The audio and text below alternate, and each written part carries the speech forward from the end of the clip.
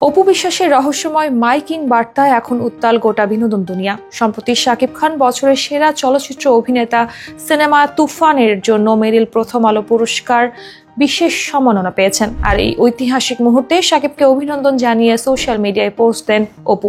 সেখানে তিনি বলেন, অভিনন্দন মাইকিং শাকিব খান।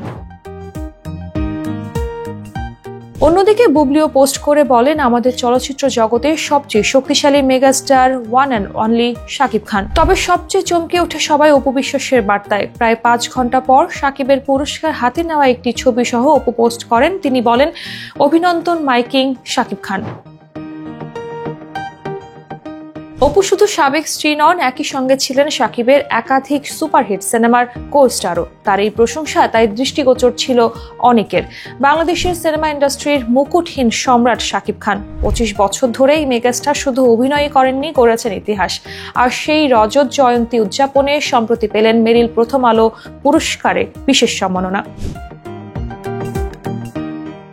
অন্যদিকে মাইকিং এই শব্দ ঘিরে যেন আগুন লেগে যায় সামাজিক মাধ্যমে। একজন মন্তব্য করেন, শাকিব শুধু আপনার রাজা নন, বুবলিরও রাজা। আরেকজন জিজ্ঞাসা করেন, তিনি কি এখনো আপনার রাজা? সিরিয়াসলি?